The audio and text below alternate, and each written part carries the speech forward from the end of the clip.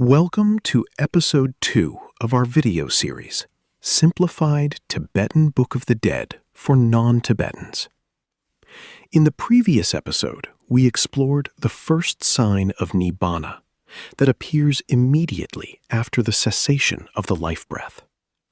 In this episode, we continue that journey by examining the second sign of Nibbana, the second opportunity for liberation that may arise for the deceased. According to the Tibetan tradition, this second sign may appear approximately 20 to 30 minutes after the cessation of the life breath. It is another profound moment in which the true nature of mind can become manifest. For those who are spiritually prepared and able to recognize it, this is another precious opportunity to attain liberation from the cycle of birth and death. However, for most ordinary people, this opportunity passes without being recognized. As the second sign of Nibbana fades, the deceased gradually enters a state of shock, bewilderment, and confusion. At this stage, the person has not yet fully realized that physical death has occurred. He or she may continue wondering what has happened, why everything appears so unfamiliar, and why no one seems to respond.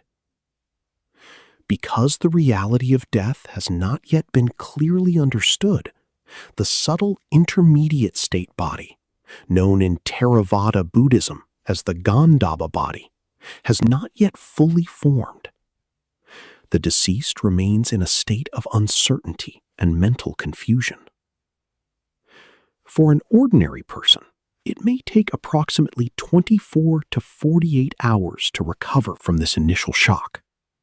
Therefore, the first day of existence as a Gandhabba, or intermediate state being, has not yet truly begun. In this episode, we will carefully explore this remarkable stage of the journey after death, the appearance of the second sign of Nibbana, and what happens when this second opportunity for liberation is missed.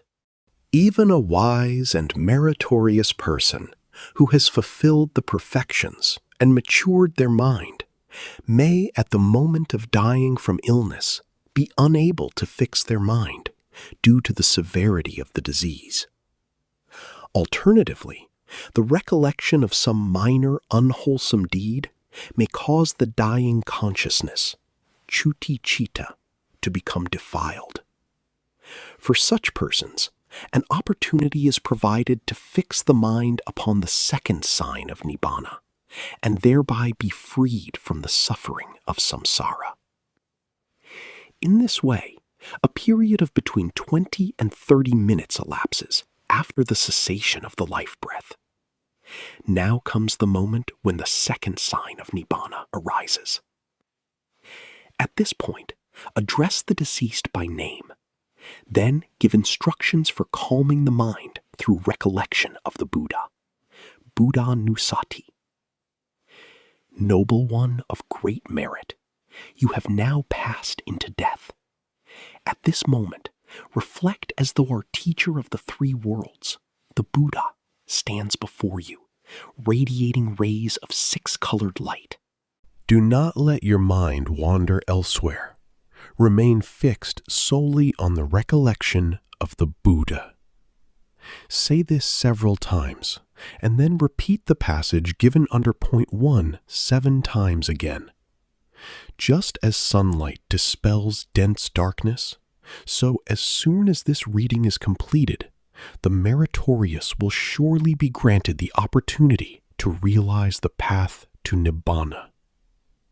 If the being fails to recognize the first sign of Nibbana, liberation may still arise through the recognition of the second sign of Nibbana. Often, however, this too cannot be recognized. In that case, the being draws near to entering the intermediate Gandhabba state. At this point, a mind-made body also appears to them. Being a body conjured by the mind, it feels to the Gandhabba like a mental body, resembling the physical body they previously had. It takes them 3 or 4 days to grow accustomed to this new state. As the Gandhaba dwells through this period, comic illusions begin to appear to them. At this point, reading the second section, called Liberation Through Hearing, is the greatest help that can be given to the intermediate state Gandhaba. By this stage, the Gandhaba is able to see their own lifeless body placed in a coffin and their loved ones gathered around. The Gandhaba also tries to speak to them, but because their relatives and friends are unable to see them, they fall into great confusion and grief. As the comic illusions begin to appear, various kinds of lights, sounds, and radiances arise, causing them fear and terror. Therefore, as before, address the deceased by name and speak as follows. Dear friend, turn your attention carefully now to what I am about to say. Know that there are 6 Gandhaba states, namely, in the mother's womb, in dreams, in meditative absorption, jhana, near the time of death, in the intermediate state, and in the state awaiting rebirth linking. Of these, you are now passing through the last 3 states, namely, the state at the deathbed, the state spent in the intermediate existence, and the state of seeking a new birth. Of these, you have now passed through the state at the deathbed. Although the signs of Nibbana appeared to you, you were unable to recognize and grasp them. You have therefore now arrived at the stage of passing through the intermediate state. Direct your full attention, even now, to what I am saying. You too have now encountered the state we call death. You are now departing from this world. This is a law of nature common not only to you, but to every single being. Therefore, do not form attachment. Abandon craving. You are not capable of remaining here any longer by clinging to your weaknesses out of fondness for them, nor will it do you any good. It will only bind you further to samsara and will bring you no benefit. Therefore, let go of your attachment to this world. Recall the 3 jewels, the Buddha, the Dhamma, and the Sangha. Whatever kind of frightening visions may appear before you, do not forget these words I am now speaking. Hold their meaning firmly in your mind. Face what comes fearlessly. This will greatly help you to understand the secret of the visions that appear to you. Now direct your thoughts in the manner I am about to describe. The true nature of the world, in a manner never before heard, never before thought of, never known, and never before experienced, is now appearing before me. Yet may no fear or terror arise in me because of these visions. Whatever kind of visions may appear, may I understand that they are nothing but reflections of my own thoughts, and that this is simply the natural condition of the state I am now facing. May no fear arise in me toward the pleasant or frightening illusory visions and the appearances of deities that I see.